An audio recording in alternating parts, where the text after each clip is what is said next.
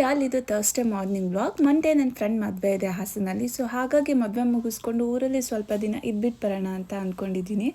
ಹಾಗಾಗಿ ಮನೇಲಿರೋ ವೆಜಿಟೇಬಲ್ಸ್ ಎಲ್ಲ ಖಾಲಿ ಆಗಿತ್ತು. ಸುಮ್ಮನೆ ಯಾಕೆ ತರೋದು ಅಂತ ನನ್ನ ಹಸ್ಬೆಂಡ್ಗೆ ಎಗ್ ಬುರ್ಜಿ, ಚಪಾತಿ ಮತ್ತು ಎಗ್ ಬಿರಿಯಾನಿ ಪ್ಯಾಕ್ ಮಾಡಿದೆ ಲಂಚ್ಗೆ. ಊರಿಂದ ಬರೋದು ಲೇಟ್ ಆಗುತ್ತೆ ಅಂತ ಸ್ವಲ್ಪ ಮನೆಯೆಲ್ಲ ಕ್ಲೀನ್ ಮಾಡಿ ಲಗೇಜ್ ಪ್ಯಾಕ್ ಮಾಡಿ ಹೊರಟ್ವಿ. ನಾವು ಯಾವಾಗಲೂ ಊರಿಗೆ ಹೋಗೋದಿದ್ರೆ ನೈಟ್ ಟೈಮ್ ಹೊರಡ್ತೀವಿ, ಯಾಕಂದರೆ ಟ್ರಾಫಿಕ್ ಕಡಿಮೆ ಇರುತ್ತೆ ಅಂತ. ಡೀಸೆಲ್ ಹಾಕ್ಸೋಕ್ಕೆ ಹೋದಾಗ ಒಂದು ಹುಡುಗಿ ಡೀಸೆಲ್ ಹಾಕ್ತಿದ್ರು.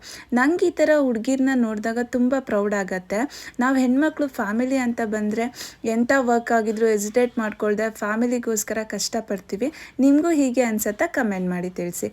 ಬರ್ತಾ ಎಂಪೈರಲ್ಲಿ ಊಟಕ್ಕೆ ಹೋದ್ವಿ. ಇಲ್ಲಿ ಗೀ ರೈಸ್ ಮತ್ತು ಕಾಯಿನ್ ಪರೋಟ ತುಂಬ ಚೆನ್ನಾಗಿರುತ್ತೆ. ನೀವು ಒಂದ್ಸಲ ಟ್ರೈ ಮಾಡಿ ನೋಡಿ. ಊಟ ಮುಗಿಸಿ ಹಾಸನ್ ರೀಚ್ ಆದಾಗ ಅರೌಂಡ್ 12 o'clock ಆಗಿತ್ತು. ಸೊ ತುಂಬ ಟೈಮ್ ಆಗಿದೆ ಅಂತ ಪಾಚಿ ಮಾಡಿದ್ವಿ. Thank you so much. ಮತ್ತೆ ಸಿಗುವ.